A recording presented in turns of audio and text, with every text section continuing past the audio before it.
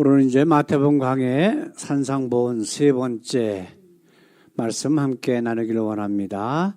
마태복음 5장 44절에서 48절까지 우리 같이 읽겠습니다. 나는 너희에게 이르노니 너희 원수를 사랑하며 너희를 핍박하는 자를 위하여 기도하라. 이같이 한즉 하늘에 계신 너희 아버지의 아들이 되리니 이는 하나님이 그 해를 악인과 선인에게 비추게 하시며 비를 의로운 자와 불의한 자에게 내리우심이니라. 너희가 너희를 사랑하는 자를 사랑하면 무슨 상이 있으리요?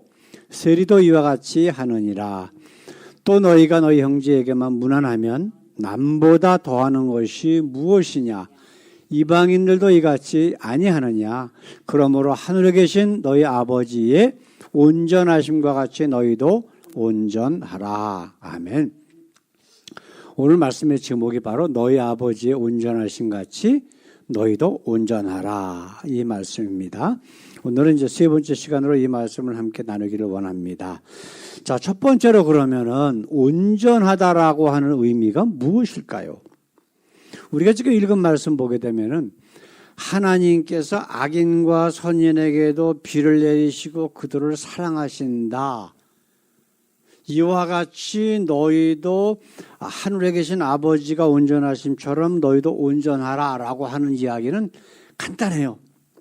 하나님처럼 온전하기 위해서는 우리가 뭐 해야 된다? 사랑해야 된다. 하나님은 사랑이시기 때문에. 우리가 이제 산상수훈 첫 번째 시간으로 팔복을 이야기를 했는데 우리가 지금 찬양도 불렀죠. 팔복이 뭐예요? 심령이 가난한 자는 어서 오세요. 우리가 팔복을 했는데 팔복이 다 그거거든요. 심령이 가난한 자는 하나님의 나라가 애통하는 자는 복이 있고 의에 대해서 핍박을 받는 자는 복이 있고 근데 그 복이 그러면은 그런 자는 복이 있는데 그 복이 뭐라고요? 하나님의 나라가 주어진다는 거예요. 그래서 많은 목사님들의 설교를 제가 그걸 쭉 한번 찾아보니까 이거는 불가능한데 이거는 성화에 관한 문제다라고 이야기를 하시는 목사님들의 대부분이에요. 근데 오히려 반대거든요. 지금 하나님께서 우리에게 예수님을 통해서 너 하늘에 계신 너희 아버지의 온전하심 같이 너희도 온전하라 라고 말씀하셨는데 팔복에서 말씀하시는 그러한 심령이 가난한 자, 애통하는 자, 의를 위해 핍박받는 자는 누구든지 할 수 있는 거예요. 누구든지 할 수 있는 거예요, 이거는. 그런데 오늘 이제 예수님께서 하신 말씀 원수를 사랑하고 너희를 핍박하는 자를 위해서 기도하고 하늘에 계신 너희 아버지의 아들이 되리니 그 다음서부터 하는 이야기가 뭐예요? 우리가 지금 이 말씀 구촌에 이제 지금 5장에 쭉 하신 말씀이 21절부터 26절까지는 형제와 화목하라고 하십니다. 다른 형제를 무시하지 말고 네가 혹시라도 손해를 보더라도 피해를 주거나 원망들을 일이 말이 생각나거든 가서 화해하고 용서를 빌고 용서를 받고 그리고 와서 하나님 앞에 나와서 엎드리고 예배를 드리래. 또 한 가지 27절부터는 뭐 있었어요? 우리의 삶이 바로 모든 하나님의 나라에 초점을 맞춰 살아야 된다. 너희의 최우선 프라이어리티는 뭐냐? 하나님의 나라다. 그래서 네 눈이 너를 범죄케 하거든. 네 오른손이 너를 범죄케 하거든. 빼버리래. 잘라버리래. 그것보다 더 귀중한 게 있다는 거예요. 그게 뭐예요? 하나님의 나라라고 지금 말씀하고 있거든요. 심지어는 음행한 연고 없이 아내를 버리는 자도 바로 그것이 죄악이래요. 자기도 음행하는 것이고 그 아내를 버림으로써 그 아내가 다른 남자와 같이 결혼해서 사는 것도 음행하는 거래. 이 정도까지 얘기를 하시거든요. 그리고 33절부터는 뭐라고 되어 있어요? 누구에게든지 맹세하지 말래. 산에도 하지 말고 하늘에도 하지 말고 어디든지 하지 말라. 그죠? 옳은 것은 옳고 옳지 않은 것은 옳지 않다라고 말을 해라. 이게 바로 팔복에 뭐가 돼 있어요? 의를 위하여 핍박받는 자. 똑같은 내용이에요. 옳은 것을 옳다고 그러고 옳지 않은 것을 옳지 않다라고 말하는 데는 큰 용기가 필요한 거예요. 근데 그 용기가 어디서부터 와야 돼요? 하나님으로부터 와야 되고 그 말을 하는 것에 대한 기준은 뭐가 돼야 돼요? 하나님 말씀이 돼야 돼요. 우리가 신약성 이용 보게 되면 첫 번째로 죽임을 당한 사람이 있죠. 그게 누구예요? 침례 요한이에요. 침례 요한이 뭐예요? 아무것도 아니에요. 그 사람이 무슨 악행한 것도 아니야. 그죠? 그 왕, 헤롯 왕이 자기 동생의 아내를 뺏어다가 자기 아내 삼은 거 그것은 하나님의 말씀에 잘못된 것이고 죄다. 그 얘기했다고. 그러면 그때 당시에 유대교의 그 많은 종교 지도자들, 제사장들, 대제사장, 서기관들, 바리새인들 이런 사람들은 말을 했다 안 했다? 안 했다는 거야. 왜? 좋은 게 좋은 거니까. 그러니까 말을 안 한 거야. 다른 사람한테는 안 해. 다른 사람들은 그런 얘기를 안 하는데 침례 요한이 그런 얘기를 한단 말이에요. 그러니까 본보기로 잡아다가 감옥에 넣었다가 나중에 목이 잘려서 죽었잖아요. 침례 요한이 어떤 사람이에요? 유대교의 그 모든 사람들이 심지어는 예수님께서 마귀 자식이라고 사단의 자식이라고까지 했던 유대교의 종교 지도자조차도 선지자로 인정했던 그런 인물이었단 말이에요. 그런데도 불구하고 그냥 적당히 좋게 좋은 게 좋은 거 이런 식으로 살다가 사람들한테 존경받고 어느 정도 세상적으로 권력이나 명예도 누리고 돈도 좀 많이 받고 이랬으면 좋은데 침례 요한은 그렇게 안 살았어. 그래서 어려움을 당했단 말이에요. 예? 33절부터는 예수님께서 뭐라 그러셔요? 누가 어떤 사람이 나한테서 뭘 뺏으려고 그러면 속옷을 달라고 그러면 겉옷까지 주래. 예? 오리를 가자 그러면 심리까지 가주래. 근데 이게 가능하겠어요? 하나님 믿는다라고 하는 사람으로서도 이게 가능하겠냐고. 근데 우리가 가능하지 않은 일을 예수님께서 이렇게 살으라고 말씀하셨을까? 우리보다 우리를 더 잘 아는 예수님께서 분명히 가능하기 때문에 말씀하신 거예요. 근데 이거는 지금 하신 말씀들은 구원의 조건이 아니야. 팔복은 분명히 구원의 조건이야. 심령이 가난한 자. 당연하잖아요. 세상 것에 대해서 욕심내고 아등바등 살면은 하나님의 나라 절대 못 간다라고 하시는 말씀이라고. 그리고 모든 초점을 어디다 맞춰라? 하나님의 나라에 맞추고 살아라. 죄가 있다? 내 자신이 죄가 있다? 그럼 통곡하며 하나님 앞에 애통하고 그 예수 믿는 것 때문에 어려움 당한다? 눈물이 있다? 그러면 하나님께서 하나님의 나라에서 그를 위로해 주시겠다라고 하는 그 놀라운 말씀들을 진리의 말씀들을 우리에게 하고 계신단 말이에요. 이 모든 것들은 단 하나 어떤 사람이 온전할 수 있느냐. 지금 우리가 읽은 말씀 보게 되면 뭐라고 그래요? 너의 원수를 사랑하며 너희를 핍박하는 자를 위해서 기도해라. 제가 그 전에 오래전 얘기죠 벌써 직장생활을 하다가 이제 그만두고 나왔을 적에 직장생활을 하다 보니까 참 그 후배들 정말 내 형제처럼 그렇게 잘 다듬어주고 일 가르쳐주고 막 그러니까 자기가 먼저 승진되고 출세하기 위해서 오히려 나를 거짓말로 음해하고 하는 그런 것들을 내가 많이 경험을 했어요. 그리고 회사 그만두고 나서 그게 그냥 마음속에 분노로 자리 잡고 있더라고. 근데 결국은 그 분노가 누구를 해치는 거예요? 그 사람을 해치는 게 아니라 나를 해치는 거야. 예수 만나서 생각해 보니까 그 사람이 오히려 불쌍해지는 거예요. 지금 예수님께서 하신 말씀도 그 얘기거든요. 너희를 핍박하는 자를 위해서 기도하라. 하나님께서 악인과 선인에게 햇빛도 내려주시고 비도 내려주시고 똑같이 사랑하신다는 거예요. 근데 내가 그 사람을 위해서 마음속에 분노를 품고 그 사람을 어떻게든지 해코자 하는 마음이 있다? 그럼 나는 하나님의 자녀도 아니다. 아니라는 거야. 우리 하나님은 세상에 악인이 멸망하는 것조차도 안타까워하시고 그들에게 우리 보고 뭐라 그랬어요? 먼저 믿는 우리들에게 세상 끝날까지 내 증인이 되라. 우리 예수님 십자가에서 매달려서 고통당하시면서 제일 먼저 하신 말씀이 뭐예요? 저들을 용서해 주시옵소서. 마지막 하신 말씀이 뭐예요? 내가 다 이루었다. 뭘 이루었다는 거예요? 하나님이 어떤 분이신가를 자기의 삶을 통해서 보여주셨다는 거예요. 그래서 그 예수님을 통해서 하나님을 제대로 깨닫고 믿으면 우리에게 영원한 하나님의 나라가 있음을 자신의 삶을 통해서 알려주신 거란 말이에요.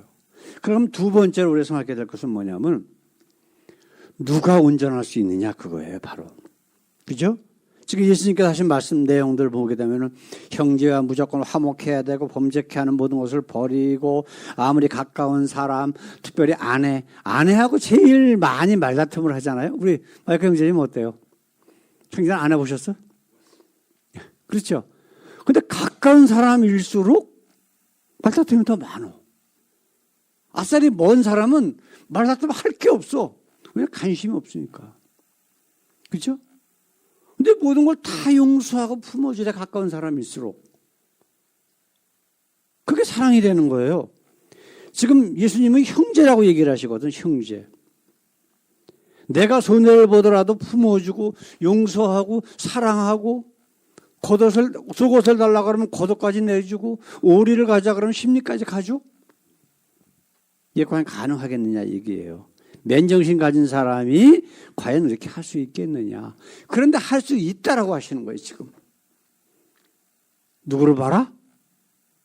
예수님을 보라는 거예요. 너희가 나를 따라오려거든 십자가를 지고 내 십자가를 지고 나를 따르라. 예수 믿는 모든 사람들에게 우리에게 해당되는 십자가가 있다는 거예요. 예? 근데 예수 믿으면 뭐 잘 먹고 잘 살고 부자 되고 뭐 병도 안 걸리고 뭐 출세하고 그건 그냥 사단이 하는 소리예요. 예수 믿는 사람, 목사라는 자들이 입에서 나올 수 없는 이야기가 아주 자연스럽게 나와. 십자가가 그냥 뭐 스티로폴로 종이를 만들어 갖고 이렇게 들고 다니는 거예요? 장난 노는 거예요? 아니잖아. 예수님도 그 십자가를 지고 가시면서 계속해서 넘어지고 쓰러지고 그래가지고 결국은 지나가는 사람 하나 붙들어다가 로마 군인이 예수님 대신 짊어지고 십자가 사형틀 그 장소까지 데리고 가셨잖아. 이처럼 십자가 형틀이라고 하는 어려운 거란 말이에요. 예? 근데 그 예수님이 하신 게 뭐예요? 바로 지금 말씀하신 너희 아버지가 하늘에 계신 너희 아버지가 온전하신 같이 너희도 용서하라. 지금 5장 8복 이후에 나오는 모든 말씀들은 우리에게 가능해. 우리가 할 수 있어. 근데 그럼 어떤 사람이 할 수 있느냐? 예수님을 따라가는 사람에게는 가능한 일이에요. 자기를 십자가에 매달으라고 그렇게 난리치고 십자가에 매달은 자들을 보시며 십자가에서 고통받고 계시며에도 불구하고 아버지여 저들을 용서해달라고 기도하시는 그 예수님의 사랑이 우리에게 있다면 아무것도 아니잖아. 그렇죠? 아무것도 아니야. 나에게 침 뱉는 자들도 용서할 수 있어. 우리 가자고 하는 사람에게 10리를 더 가질 수 있어. 속옷 달라고 하는 사람에게 겉옷도 줄 수 있다고. 그런데 우리가 못하는 이유는 뭐예요?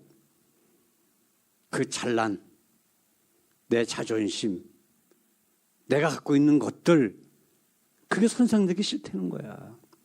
근데 그게 뭐예요? 세상 것들이란 말이야, 다. 하나님이 원하시는 게 아니라고. 우리가 추구해서는 안 될 것들을 우리가 지금 추구하고 있는 거예요.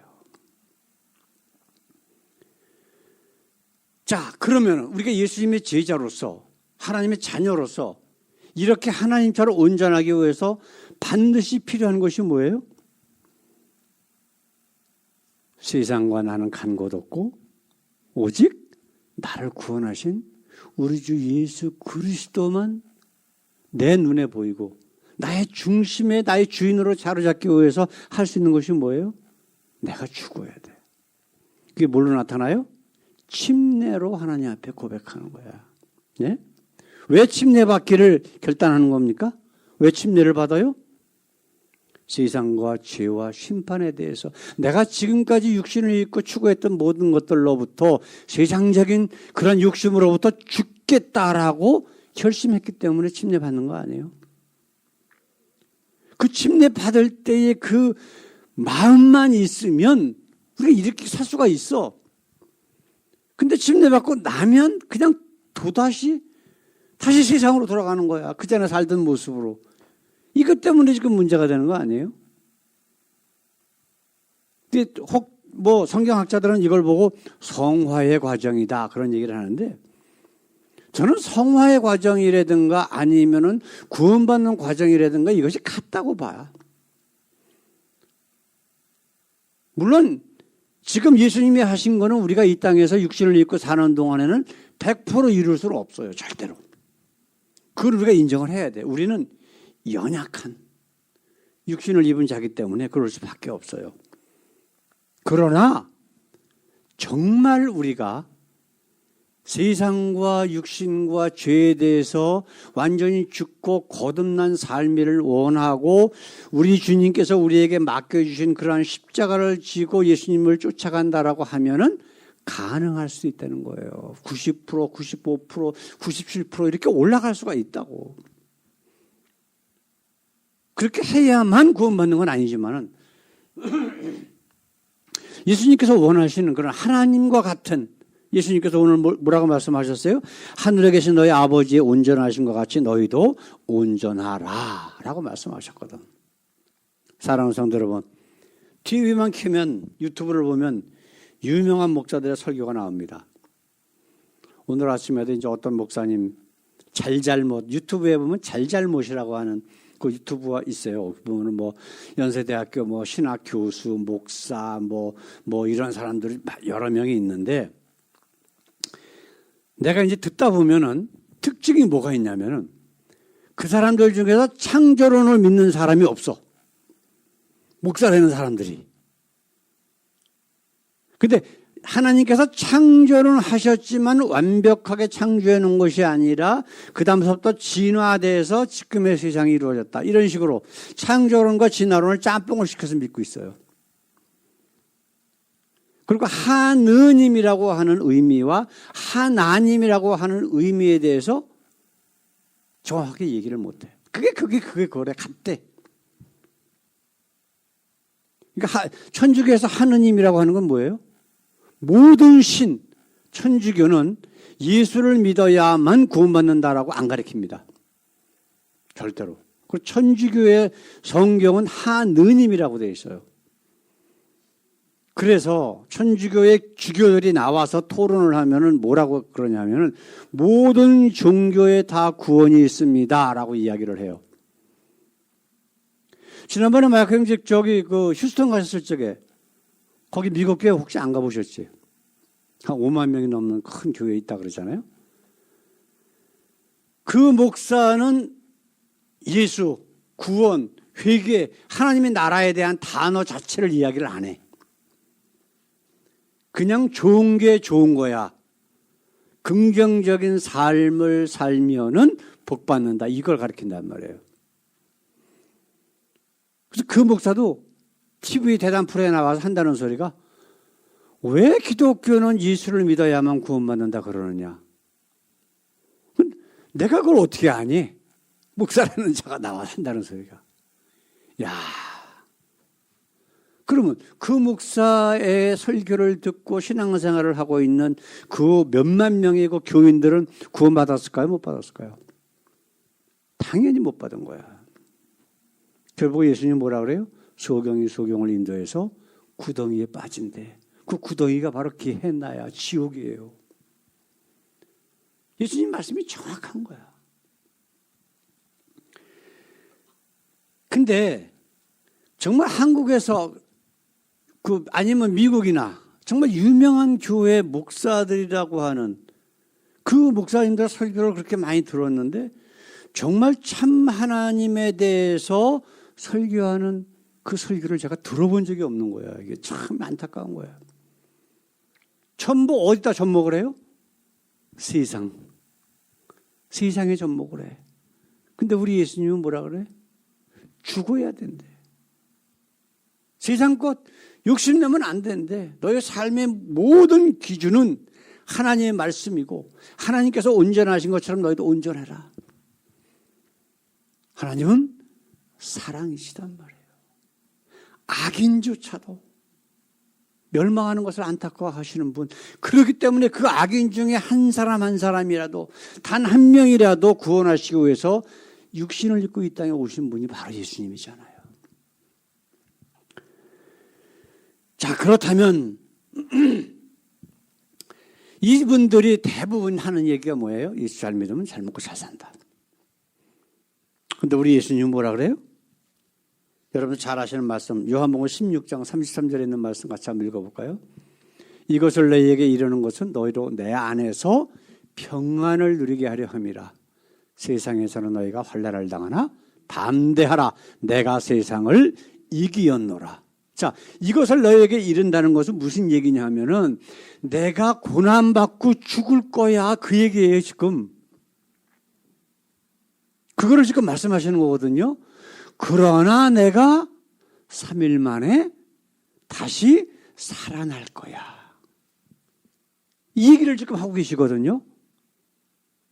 너희로 내 안에서 그러나 죽고 사는 거, 이 땅에서 죽고 사는 거, 고통받는 거, 그런 거 걱정하지 마. 너희 속에 평안이 있어야 돼. 왜? 그러면서 하시는 얘기가 뭐예요? 세상에 너희가 환난을 당하나 담대하라. 내가 세상을 이기었노라. 세상 권세 잡은 사단의 모든 권력들을 다 이기셨대. 죽음까지 깨트리고 부활하실 거라고 지금 얘기하시는 거예요. 그러면 어떤 사람이 세상에 예수 믿는다고 해갖고서 완벽한 인간이 딱 됩니까? 그건 절대 불가능해. 성경에서 가장 많은 신약 성경에서 가장 많은 성경책을 쓴 사람이 누구예요? 사도 바울이잖아요. 그렇죠? 27권 중에서 13권 거의 반을 다 쓴 거예요. 그 사람이.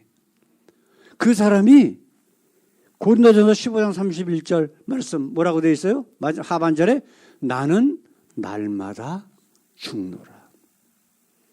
이게 하나님께서 우리에게 원하시는 예수님이 하신 말씀, 하늘에 계신 너희 아버지의 온전하심처럼 너희도 온전하라 하신 말씀의 방법, 유일한 방법이에요. 유일한 방법. 뭐라고요?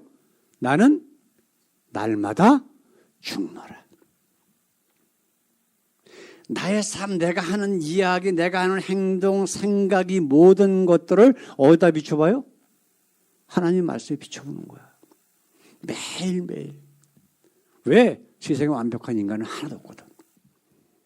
나도 모르게 하나님이 기뻐하시지 않는 일들이 나의 삶 가운데 있었다? 그럼 또 죽는 거야. 영적으로 침례를 받는 거야. 하나님 앞에 애통하는 거야. 하나님, 내가 이런 일을 저질렀습니다. 이런 생각을 했습니다. 이런 말을 했습니다. 하나님 나를 용서해 주시고 나 때문에 상처받은 사람이 있다면 그들의 마음도 품어주시고 내일부터는 좀 더 우리 아버지처럼 우리 예수님처럼 사랑이 충만한 모습으로 살도록 나를 이끌어 주시옵소서 라고 기도하는 것이 바로 나는 날마다 죽노라 라고 고백한 사도 바울의 고백이란 말이에요. 네? 예수님을 만나서 그의 인생이 180도 바뀌었잖아. 세상을 향해서 추구했던 그 모든 것들 다 버리고 주님 안에서 거듭나기를 원하고 그렇게 살던 사도 바울조차도 살다 보니까 자기의 그 옛날 구습이 옛날 그 예수 만나기 전에 있었던 모습들이 나오는 거야. 자기를 핍박하는 사람들에 대한 섭섭함, 원망 그런 게 있겠어요? 없겠어요? 있을 거라고. 자신들을 위해서 내가 정말 이 고생해 가면서 이렇게 복음을 증거하고 이적을 행하면서 하나님이 살아계심을 증거하고 있는데도 돌로 쳐서 죽이려고 그러고 온갖 어려움들을 다 당하잖아. 그런데 그런 마음을 품을 때마다 사도 바울은 하나님 앞에 회개하고 날마다 죽노라 라고 하는 고백을 고린도 교회 교인들에게 그리고 우리에게 지금 하고 있다라고 하는 얘기예요. 사랑하는 성도 여러분, 우리도 이처럼 사도 바울처럼 나는 날마다 죽노라 라는 고백이 매일매일의 삶 가운데 있기를 원합니다. 그래서 정말 예수님 오늘 우리에게 당부하시는 말씀처럼 하늘에 계신 너희 아버지의 온전하신 것 같이 너희도 온전하라 라고 하신 그 말씀을 붙잡고 날마다 조금씩 더 온전해져 가는 그러한 삶의 모습이 되기를 우리 주님의 이름으로 간절히 축원합니다. 다시 기도하겠습니다. 우리 하나님, 오늘도 아버지 함께 하시니 감사합니다. 우리 하나님은 이 세상에 있는 한 영혼 악인일지라도 그들을 사랑하셔서 예수님을 이 땅에 보내셔서 하나님이 어떤 분이신가, 우리가 어떻게 해야 구원받는가라고 하는 것을 친히 보여주셨습니다. 그럼에도 불구하고 우리는 아직도 육신적인 생각에 얽매여 주님께서 우리에게 원하시는 삶이 아니라 내가 원하는 삶을 추구하며 살고 있을 때가 너무나 많이 있습니다. 사랑의 아버지, 우리 주님께서 악인과 선인에게 비를 내리시고 햇빛을 비춰주시고 하시는 그 놀라운 사랑이 저희 심령 가운데서 날마다 충만하게 하셔서 우리 주님의 모습을 날마다 닮아가는 저희들이 삶이 되게 하옵소서. 힘들 때마다 일으켜 주시고 능력 주시고 풍성한 사랑으로 저희를 붙들어 주시옵소서. 우리 주 예수님의 이름으로 간절히 축원하옵나이다. 아멘.